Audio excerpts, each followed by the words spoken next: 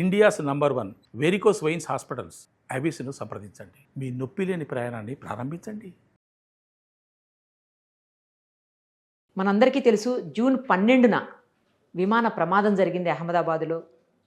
ఆ విమాన ప్రమాదంలో దాదాపు 270 మందికి పైగా చనిపోయారు. అయితే ఇదే రోజు నుంచి, అంటే ఆ ప్రమాదం జరిగిన రోజు నుంచి కూడా మహేష్ కలవాడియా, మహేష్ అలియాస్ మహేష్ జీరావాలా అనే ఒక వ్యక్తి కనిపించకుండా పోయాడని చెప్పేసి మిస్సింగ్ కేసు నమోదైంది. అతను మ్యూజిక్ డైరెక్టర్ గుజరాత్లో, అలాగే చాలా సినిమాలకు అతను డైరెక్షన్ కూడా వహించినటువంటి పరిస్థితి. చాలా సక్సెస్ఫుల్ మూవీస్ కూడా అతను చేశాడని చెప్తున్నారు. సో అదే రోజున మిస్సింగ్ కేసు నమోదైంది. అప్పటి నుంచి అతను కూడా కనిపించకుండా పోయాడు. ఏ రోజైతే ఎయిర్ ఇండియా విమాన ప్రమాదం జరిగిందో జూన్ 12 అహ్మదాబాద్లో, ఆ రోజు నుంచి అతను కూడా కనిపించట్లేదు. సో మిస్సింగ్ కేసు రిజిస్టర్ చేశారు పోలీసులు, మొత్తం వెతికారు, కానీ ఎక్కడా అతని ఆచూకీ అయితే దొరకలేదు. కానీ ఆ రోజు మనకు గుర్తుండే ఉంటుంది, జస్ట్ టేక్ ఆఫ్ అయినటువంటి ఎయిర్పోర్ట్ నుంచి టేక్ ఆఫ్ అయిన 30 to 40 సెకండ్స్లోనే ఆ విమానం ప్రమాదానికి గురవటం, అక్కడే ఒక కాలేజీ స్టూడెంట్స్ అందరూ ఉన్నటువంటి ఒక హాస్టల్ భవనం మీద పడడం, చాలామంది స్టూడెంట్స్ మెడిసిన్ చదువుతున్నటువంటి స్టూడెంట్స్ కూడా చనిపోవటం, ఇవన్నీ మనకి తెలిసిందే.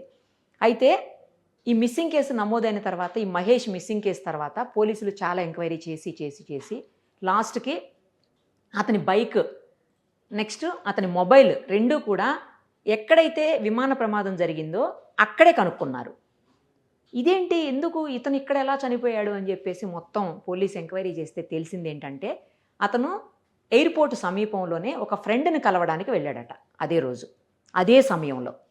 సో ఆ విమాన శకలాలు ఇతని మీద కూడా పడ్డాయన్నమాట.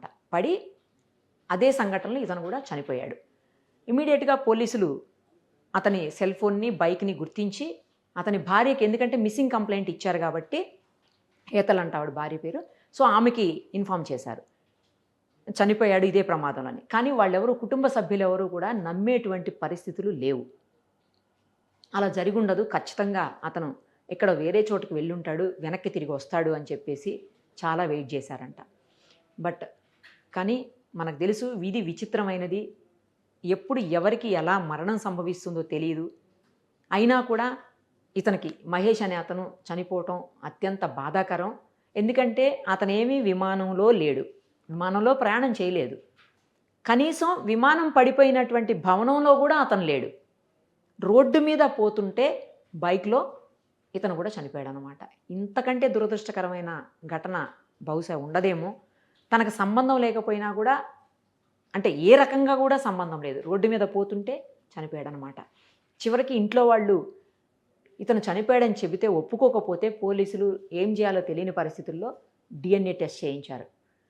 వాళ్ళ ఫ్యామిలీ మెంబర్స్ డిఎన్ఏ తీసుకొని, ఇతని డిఎన్ఏ, బాడీలోంచి డిఎన్ఏ తీసి టెస్ట్ చేస్తే సరిపోయిందని తెలిసిన తర్వాత అప్పుడు చనిపోయింది మహేషేనని అందరూ కూడా ఒప్పుకునేటువంటి పరిస్థితి.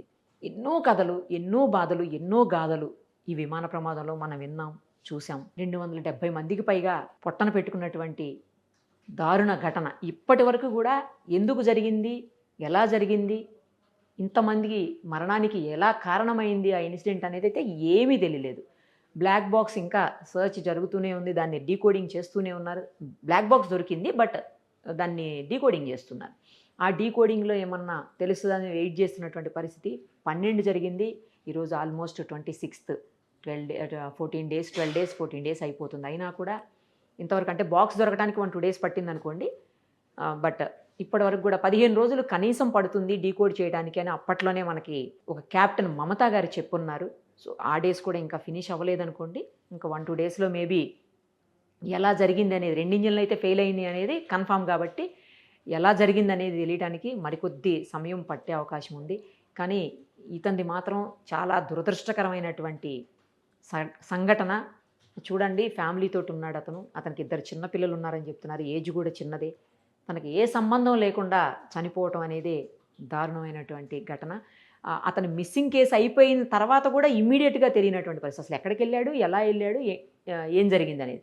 మొత్తానికి అటు ఎయిర్పోర్ట్ సైడే వెళ్ళాడని మాత్రం భార్య చెప్పిన అంశాన్ని దృష్టిలో పెట్టుకుని పోలీసులు చేసినటువంటి ఆ ఇన్వెస్టిగేషన్ తర్వాత అతను కూడా అదే ప్రమాదంలో చనిపోయాడని తెలియటం అత్యంత దారుణమైనటువంటి విషయం.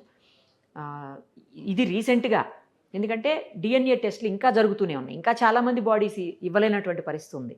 ఎందుకంటే అక్కడ బాడీస్ దొరకలేదు, పీసులు అయిపోయినటువంటి పరిస్థితి. ఇప్పుడు సేమ్ మహేష్ది కూడా అలాగే, అక్కడ బాడీ దొరకలేదు. అప్పుడు ఏం జరిగిందనేది పోలీసులు కూడా ఒక నిర్ధారణకు వచ్చేటువంటి పరిస్థితి ఉండదు. సో ఇంకా స్టిల్ నడుస్తూనే ఉంది, డిఎన్ఏ టెస్ట్లు అవుతూనే ఉన్నాయి ఫోరెన్సిక్ ల్యాబ్లో. ఒక్కొక్క బాడీని అప్పచెప్తూనే ఉన్నారు. ఎందుకంటే 270 పైగా చనిపోయి ఉన్నారు కాబట్టి అందరి బాడీసు పూర్తి స్థాయిలో డిఎన్ఏ టెస్ట్లు ఫ్యామిలీ దగ్గర నుంచి తీసుకోవాలి, శాంపిల్స్ సేమ్ బాడీ నుంచి కూడా శాంపిల్స్ తీసుకోవాలి. ఆ తర్వాత మ్యాచ్ చేసి అప్పుడు మాత్రమే బాడీని ఇవ్వాల్సి ఉంటుంది. కానీ చాలా బాడీస్ ఏంటంటే ఫుల్ బాడీస్ కూడా లేనటువంటి పరిస్థితి, హాఫ్ బాడీస్ పీసులు అయిపోయినటువంటి సిచ్యుయేషను. కొంతమంది చేతులు లేవు, కొంతమంది కాళ్ళు లేవు, కొంతమందికి ఇట్లా బాడీ అంతా హాఫ్ అయిపోయినటువంటి సిచ్యుయేషన్. ఇంత దారుణమైనటువంటి ఘటన అయితే ఎయిర్ ఇండియా విమాన ప్రమాదం మనం చూసింది. ఇంతవరకు కూడా మొత్తం ఇండియాలోనే ఇది సెకండ్ ఇన్సిడెంట్, ఇంత ఘోరమైనటువంటి ఇన్సిడెంట్ అని చెప్తా ఉన్నారు. సో ఇప్పటికి కూడా ఇంకా బాడీస్ డిఎన్ఏ టెస్ట్లు అవుతున్నాయి అంటే సిచ్యుయేషన్ మనం అర్థం చేసుకోవచ్చు. త్వరలోనే 1-2 డేస్లోనే మనకు ఆ బ్లాక్ బాక్స్ డీకోడింగ్ అయిపోయి విషయం ఏంటనేది తెలిస్తే ఎవరి మీద ఎలాంటి చర్యలు తీసుకుంటారనేది అప్పుడు తెలుస్తుంది. ఇంతమంది మరణాలకి, ఇన్ని కుటుంబాల వ్యధకు కారణమైనటువంటి విషయం ఏంటనేది బయటికి రావాలని అందరూ వెయిట్ చేస్తున్నటువంటి పరిస్థితి ఉంది. సుమన్ టీవీలో మీ పర్సనల్ అండ్ బిజినెస్ ప్రమోషన్స్ కోసం కింది నెంబర్కి కాంటాక్ట్ చేయండి.